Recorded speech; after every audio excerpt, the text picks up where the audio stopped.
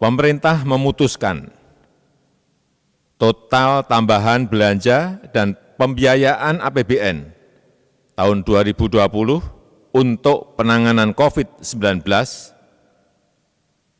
adalah sebesar Rp405,1 triliun.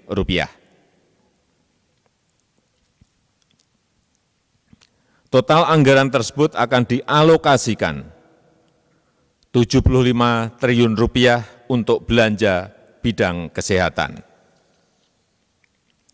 Rp110 triliun untuk perlindungan sosial, Rp70,1 triliun untuk insentif perpajakan dan stimulus kredit usaha rakyat, dan Rp150 triliun untuk pembiayaan program pemulihan ekonomi nasional, termasuk restrukturisasi kredit, serta penjaminan dan pembiayaan dunia usaha, khususnya terutama usaha mikro, usaha kecil, dan usaha menengah. Bapak, Ibu, dan saudara-saudara sebangsa dan setanah air, anggaran bidang kesehatan akan diprioritaskan untuk perlindungan tenaga kesehatan, terutama pembelian APD, pembelian alat-alat kesehatan seperti tes kit, reagen, ventilator, dan lain-lainnya. Dan juga untuk upgrade rumah sakit rujukan, termasuk Wisma Atlet, serta untuk insentif dokter, perawat, dan tenaga rumah sakit. Juga untuk santunan kematian tenaga medis, serta penanganan permasalahan kesehatan lainnya. Kemudian anggaran perlindungan sosial akan diprioritaskan untuk keluarga penerima manfaat PKH yang naik dari 9,2 juta keluarga menjadi 10 juta keluarga penerima manfaat. Juga akan dipakai untuk kartu sembako yang dinaikkan dari 15,2 juta orang menjadi 20 juta penerima. Anggaran perlindungan sosial juga akan dipakai untuk kartu prakerja yang dinaikkan anggarannya dari 10 triliun menjadi 20 triliun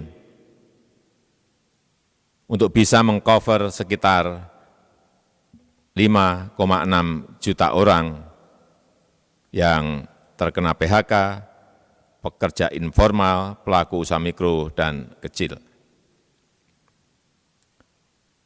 Juga akan dipakai untuk pembebasan biaya listrik 3 bulan untuk 24 juta pelanggan listrik 450 kVA dan diskon 50% untuk 7 juta pelanggan 900 kVA. Termasuk di dalamnya juga untuk dukungan logistik, sembako, dan kebutuhan pokok yaitu 25 triliun. Pemerintah bersama Bank Indonesia dan OJK mengoptimalkan bauran kebijakan moneter dan sektor keuangan untuk memberi daya dukung dan menjaga stabilitas pada perekonomian nasional.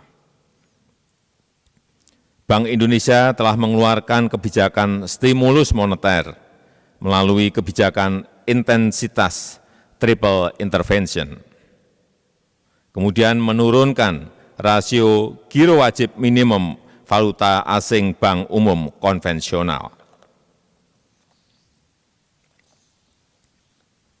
dan juga memperluas underlying transaksi bagi investor asing dan penggunaan bank kustodi global dan domestik untuk kegiatan investasi. Kemudian Otoritas Jasa Keuangan juga menerbitkan beberapa kebijakan, yaitu keringanan dan atau penundaan pembayaran kredit atau leasing sampai dengan 10 miliar termasuk untuk UMKM dan pekerja informal maksimal 1 tahun.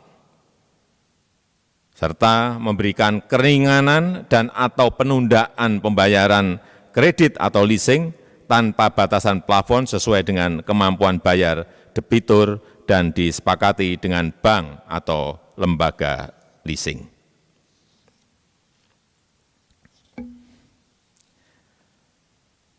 Perpu ini juga kita terbitkan untuk mengantisipasi kemungkinan terjadinya defisit APBN yang diperkirakan mencapai 5,07%. Oleh karena itu, kita membutuhkan relaksasi kebijakan defisit APBN di atas 3%.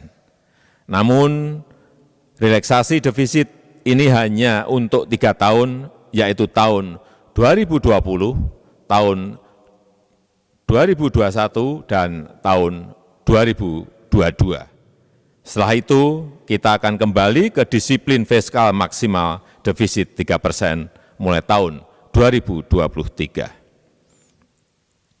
Terakhir, saya mengharapkan dukungan dari DPR RI. Perpu yang baru saja saya tanda tangani ini akan segera diundangkan dan dilaksanakan, dan dalam waktu yang secepat-cepatnya kami akan menyampaikan kepada DPR RI untuk mendapatkan persetujuan menjadi undang-undang. Demikian, terima kasih. Wassalamualaikum warahmatullahi wabarakatuh.